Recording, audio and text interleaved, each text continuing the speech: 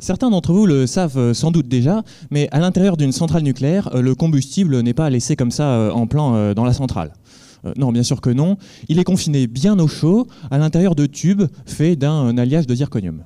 Et vous, comme moi, on souhaite tous très fort que tout ce combustible radioactif reste bien au chaud à l'intérieur de ces fameux tubes. Il faut donc étudier la résistance de ces tubes.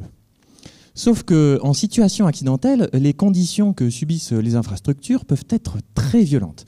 Et ça complique pas mal les choses. Alors, je vais essayer de vous illustrer un petit peu le tableau. Imaginons que vous, toute l'audience, vous composez un tube en zirconium. En gros, chacun d'entre vous est un atome de zirconium. Bon, alors maintenant, admettons que je vous place tous dans une chambre froide à, disons, moins 20 degrés Celsius. Alors, qu'est-ce qui va se passer? Normalement, assez vite, vous allez vous regrouper, un petit peu comme les pingouins sur la banquise, pour avoir plus chaud. Le tube que vous composez va acquérir une certaine structure atomique. Moi, maintenant, admettons que je me mette sur le bord du groupe et que je pousse le groupe, eh bien, ça va être assez facile pour moi de prévoir comment le groupe va réagir, puisque vous serez tous dans un état relativement calme. Maintenant, passons à un deuxième cas où je vais chauffer la pièce dans laquelle vous êtes très lentement, jusque, disons, environ 50 degrés Celsius. Donc là, à ces températures, au fur et à mesure où la température va monter, vous allez vous éloigner pour avoir moins chaud. Vous allez vous réorganiser. Et là, maintenant, si je me mets de nouveau sur le côté et que je pousse le groupe, vous allez réagir différemment de tout à l'heure, puisque votre structure atomique aura changé. En revanche, il sera toujours assez facile pour moi de prédire votre comportement, puisque vous serez toujours dans un état relativement calme. Eh bien, si on revient au cas de l'accident nucléaire, maintenant, c'est un petit peu la même chose, un petit détail près.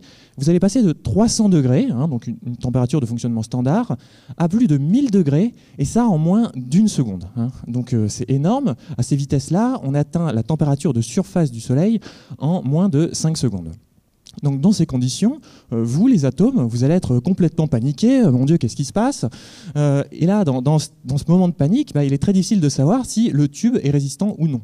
On imagine bien que si je me mets sur le côté et que je pousse un groupe d'individus complètement paniqués, le comportement du groupe va être difficile à prédire. Eh bien, au laboratoire, on essaye justement de comprendre, à l'aide d'essais et de modélisation, comment, dans un moment de panique, le tube en zirconium se comporte. Et tout ça dans un laps de temps de quelques secondes. Alors, 3 minutes de présentation, c'était déjà beaucoup. Merci.